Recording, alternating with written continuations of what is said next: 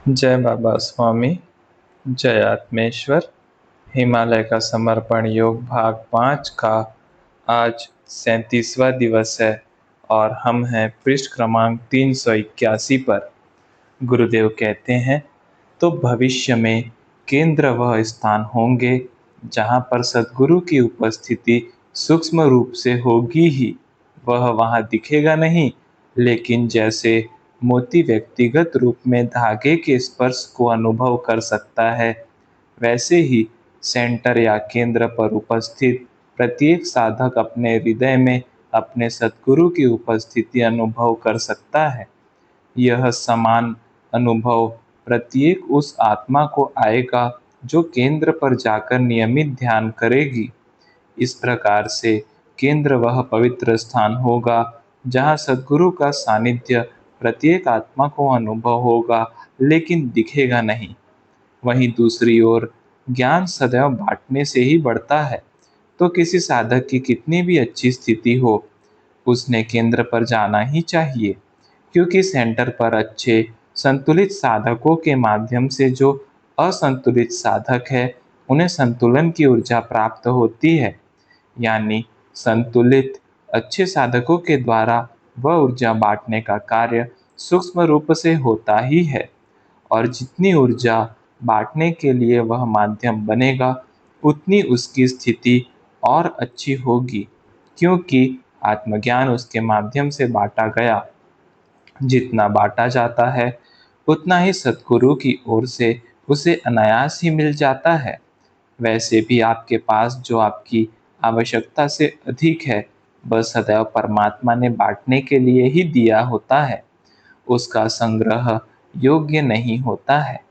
इस प्रकार से श्री डॉक्टर बाबा ने किस प्रकार से भविष्य में समाज में जाकर कैसे कार्य करना चाहिए, उसकी एक रूपरेखा ही मेरे सामने रख दी थी। और यह भी मैं जान गया था कि यह सब मेरे लिए ही दिशा निर्देश है। मैंने उनके मार्गदर्शन के लिए उनका हृदय से आभार व्यक्त किया और मन ही मन अंतःकरण से नमस्कार किया। बाद में कार्यक्रम समाप्त हो गया और सभी मुनि अपने अपने स्थानों की ओर चल दिए। मैं भी अपनी गुफा की ओर चल दिया। अब तो समझ में आ गया कि समाज हेतु सामूहिक रूप में ध्यान साधना समाज में करना आवश्यक है। सकारात्मक सामूहिक प्रयास किए बिना नकारात्मक सामूहिक शक्तियों से सामना नहीं किया जा सकता है। सामूहिक ध्यान केंद्र बनाया जाए, यह भी समझ में आ गया। अब केवल प्रश्न था आत्म अनुभूति। अभी तक एक मनुष्य को दी थी, तो वही आत्मानुभूति एक मनुष्य के माध्यम से लाखों लोगों को कैसे होगी। इसी बात पर विचार करते करते मैं अपनी गुफा तक कब पहुंच गया, इसका पता भी नहीं चला। और गुफा में पहुंचकर लगा कि गुरु शक्तियों का कार्य है। इतना समझ में आ रहा है, तो आगे भी उन्होंने कोई योजना बनाई ही होगी। और मेरे अंदर का मैं अभी जीवित है, इसीलिए मुझे चिंता हो रही है कि आगे कैसे होगा। वास्तव में पहले मैंने जानना चाहिए कि यह मेरा निजी कार्य नहीं है, और न मैं यह सब करने वाला हूँ, और न मुझे ही यह सब करना है, और न मैं यह कर सकता हूँ। जब यह कार्य गुरु शक्तियों का है, उन्हें ही करना है, उनका ही कार्य है, तो मैं उसकी चिंता क्यों करूं? इसकी चिंता भी गुरु शक्तियाँ स्वयं ही करेंगी, क्योंकि यह कार्य उनका है। कैसे करना है, यह उनका प्रश्न है। मेरा तो इससे कोई संबंध ही नहीं है। मैं तो केवल एक माध्यम हूँ, और यह कार्य करने से मुझे आनंद मिलता है, इसीलिए यह कार्य मैं करता हूँ। बस इतना ही मुझे ध्यान में रखना है। गुरु शक्तियों के कार्य को वे ही जाने, कितना कार्य करने का है, किस किस तक आत्मज्ञान की अनुभूति को पहुँचाने का है, कौन सी आत्मा वह ज्ञान पाने के योग्य है, कौन सी नहीं है, किसे देना है, किसे नहीं देना है, कौन पाकर इस जन्म में मोक्ष प्राप्ति करेगी, और कौन इसे पाकर भी इस जन्म में मोक्ष की प्राप्ति नहीं कर पाएगी। कौन ध्यान साधना करेगी, कौन नहीं करेगी, यह सब मेरा क्षेत्र ही नहीं है। तो जो मेरा क्षेत्र ही नहीं है, तो उन विषयों से मुझे आसक्ति नहीं होनी चाहिए। उनका कार्य है वे ही जाने।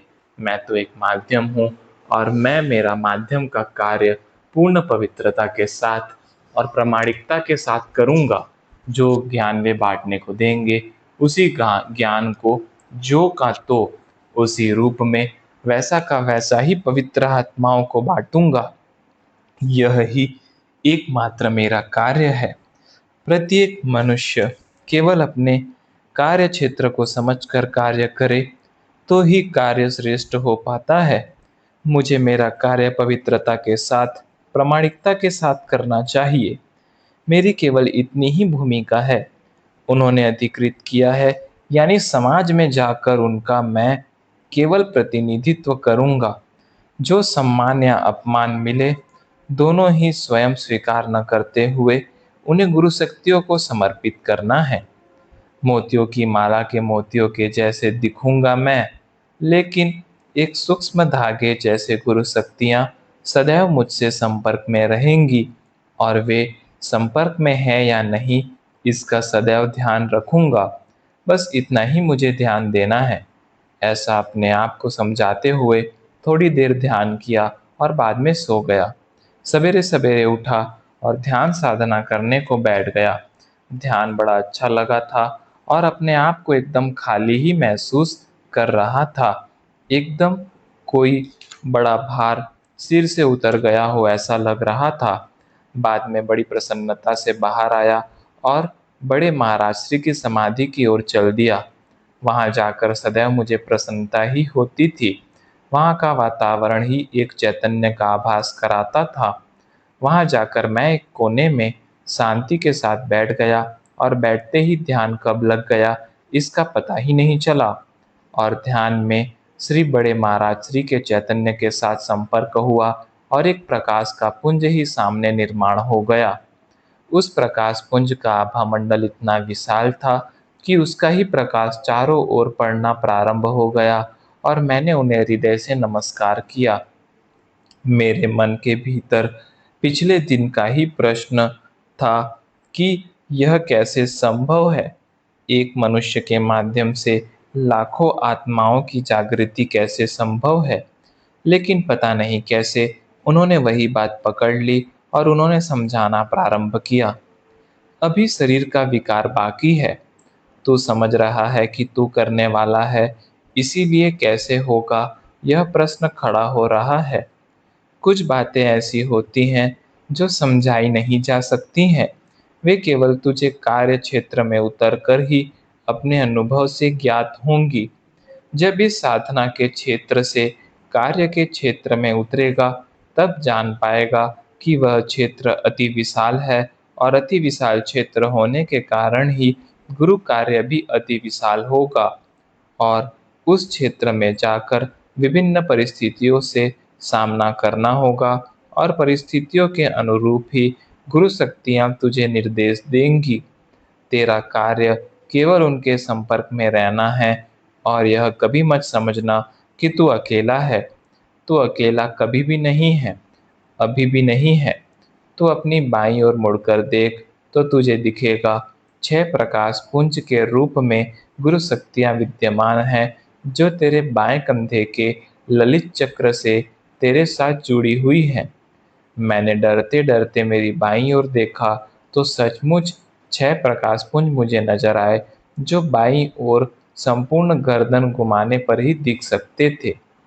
बाद में वे बोले, अब अपने कंधे के दाहिनी ओर देख, तो श्री चक्र से जुड़े हुए 5 प्रकाश पुंज नजर आएंगे।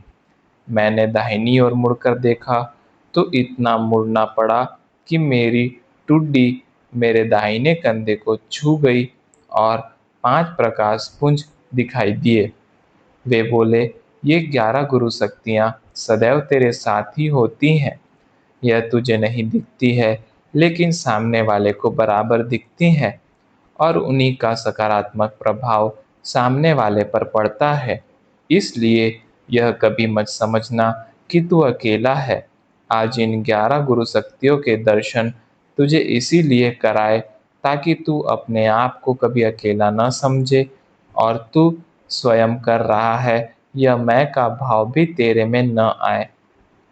मैंने मन ही मन बड़े महाराज श्री को धन्यवाद दिया कि उन्होंने मेरा स्थान कहाँ है वह दिखा दिया। वे बोले, उन महान शक्तियों ने तुझे अधिकृत किया है, यानी वे स्वयं नहीं कर सकती, इसीलिए तेरे माध्यम से वे ही कर रही हैं। तो जब वे ही सब रहने वाले हैं तो फिर भविष्य में होने वाले कार्य की चिंता तुम क्यों कर रहे हो? तुमने अपने आप को साधना करके इतना पवित्र व निखालस और शुद्ध बनाया कि इतनी सारी शक्तियों का माध्यम बन सके। अब भविष्य में होने वाले गुरु कार्य की चिंता और अहंकार से मुक्त हो जाओ। इन 11 गुरु शक्तियों को स्थापित करने का कार्य बाद में तुम्हें करना है ताकि तुम्हारे जीवन के बाद भी तुम्हारे ही शरीर के माध्यम से गुरु कार्य अगले 800 वर्षों तक चलता रहे। मैंने फिर से अपनी बाईं ओर देखा तो प्रकाश के 6 पुंज दिखाई दिए जो एक निश्चित अंतर से क्रमबद्ध तरीके से ही खड़े थे। मैंने मन ही मन उन्हें नमस्कार किया जो मेरे बाएं कंधे के ललित चक्र से जुड़े हुए थे। फिर मैंने दाहिनी ओर देखा तो मेरे दाहिनी कंधे के श्री चक्र से 5 प्रकाश पुंज लाइन से जुड़े थे। वे भी एक निश्चित अंतर रखकर ही थे। मैंने अंतर्मन से उन्हें भी नमस्कार किया और उसी क्षण अधिकृत शब्द का सारा अर्थ ही समझ में आ गया। आध्यात्मिक क्षेत्र में अधिकृत शब्द का बड़ा महत्व है।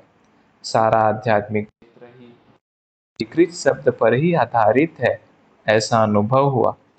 प्रकृति का अपना एक चक्र है, गति है, उसके अनुसार का कार्य निरंतर चलते ही रहता है। सृजन, जीवन और अंत में समापन सब अपने क्रम से चलते ही रहता है। ठीक इसी प्रकार से परमात्मा का कार्य भी सदैव चलते ही रहता है। निर्मित हुए इस विश्व को सतत प्रत्येक क्षण चेतना शक्ति देने का कार्य चलते ही रहता है। यानी इस विश्व में परमात्मा सदैव किसी न किसी रूप में विद्यमान होता ही है। यह बात अवश्य है। वर्तमान परिस्थिति और वर्तमान आवश्यकता के कारण परमात्मा के माध्यम समय समय पर बदलते रहते हैं। कोई भी आत्मा सतत साधना से शून्य की खाली निखालस स्थिति प्राप्त कर लेती है तो परमात्मा की चेतना शक्ति उसमें से बहने लग जाती है। कौन अपने आप को कितना खाली कर पाता है, इसी पर यह सब निर्भर होता है। यह विश्व चेतना के माध्यम समय की आवश्यकता के अनुरूप ही होते हैं, इसीलिए समय समय पर इनका रूप बदलते रहता है। इस प्रकार से परमात्मा का कार्य तो अबाधित तरीके से चलते ही रहता है। मनुष्य अपने जीवन के वर्तमान माध्यमों को नहीं जान पाता है क्योंकि मनुष्य प्रायः वर्तमान में नहीं रहता है। मनुष्य सदैव भूतकाल में ही रहता है, इसीलिए वह सदैव भूतकाल के माध्यमों को ही जान पाता है। एक माध्यम के कार्यकाल की समाप्ति के पूर्व ही परमात्मा नया माध्यम तैयार कर ही लेता है क्योंकि उसे तो इस विश्व को जीवित रखना ही है। यानी बिना परमात्मा की शक्ति के हम एक क्षण भी नहीं रह सकते हैं। यह विश्व चल रहा है, यानी इस विश्व में परमात्मा की विश्व चेतना है। वह विश्व चेतना ही परमात्मा है। उस परमात्मा की शक्ति को देखा नहीं जा सकता, लेकिन अनुभव किया जा सकता है। आज बड़े महाराज श्री ने विश्व चेतना और उसके माध्यम का यह रहस्य बड़ी ही सरलता से मुझे समझाया था और इसके लिए मैंने मन ही मन उनका आभार माना। बड़े महाराज श्री की चेतना ने आगे बताना प्रारंभ किया। हम जैन मुनि और साध्वियाँ अपना परिवार, अपना घर, अपना समाज, अपना सारा जगत ही इसलिए त्याग कर देते हैं ताकि जीवन का उपयोग मोक्ष प्राप्ति के लिए हो सके। हमारी मान्यता है हम इस जन्म में मोक्ष प्राप्ति नहीं कर सकते, लेकिन इस जन्म में वह स्थान अवश्य प्राप्त कर सकते हैं जिस स्थान से मोक्ष की ओर बढ़ा जा सकता है। सदैव मान्यताएं हमारे पूर्वजों के अनुभवों पर ही आधारित होती है। जो हमारे पूर्वज को अनुभव आए, उसी आधार पर उन्होंने अपने अनुभव शास्त्रों में लिखे। इस प्रकार से हमने जाना कि परमात्मा के रूप और माध्यम समय समय पर बदलते रहते हैं, यानी माध्यमों का रूप भी आज की परिस्थिति के अनुसार ही होगा। जैसे गुलाब का एक फूल खिला तो वह जैसा है वैसा का वैसा दूसरा कभी नहीं खिलेगा। दूसरे फूल का आकार पहले फूल से अलग होगा। यह सदैव बदलते रहता है। यह प्रकृति का नियम है। इस नियम के अनुसार आज वर्तमान में जो बदलाव आया है वह मान्यता में नहीं होगा, क्योंकि मान्यता हमारे पूर्वजों के अनुभवों के आधार पर बनी है। अब जैसे तुमने इतने दिन बिताए हैं, इतना यहाँ पर रहने का अनुभव हुआ है, इसी अनुभव के आधार पर यहाँ के मौसम के बारे में तुम्हारी एक धारणा बन गई है। एक 6 माह का काल है जब अधिक बर्फ पड़ती है। उन 6 माह में यहाँ से जाना और यहाँ आना असंभव ही प्रतीत होता है। यह छोटी छोटी जानकारी तुम्हें भी हो गई होगी, लेकिन हो सकता है कि कल एक बर्फीला तूफान आए जो तुम्हारे सामने आज तक कभी नहीं आया। तो वह तूफान का एक अनुभव तुम्हारे लिए नया होगा। और अगर तुम वर्तमान में नहीं हो तो वह वर्तमान में आया बदलाव तुम्हें पता नहीं होगा। अगर उस कल के तूफान के पहले आज अगर तुम यह कह रहे हो कि ऐसा तूफान होता ही नहीं है, तो आप क्या गलत कह रहे हो? नहीं, आप गलत नहीं कह रहे हो। तूफान का तुम्हें अनुभव नहीं है, तूफान की तुम्हें जानकारी नहीं है। हाँ, अगर परसों किसी ने पूछा तो आप बदल जाओगे। आप कहोगे, मैंने परसों गलत कहा था, कल मुझे तूफान का अनुभव हुआ। तूफान ऐसा भी होता है, यानी प्रकृति प्रत्येक दिन प्रत्येक क्षण बदल रही है। प्रकृति का मूल स्वभाव ही है बदलना। ऐसी प्रकृति में परमात्मा के माध्यम भी बदलते रहते हैं। पुराने माध्यमों ने जो कहा है वह गलत नहीं है, वह उनका अपना अनुभव है।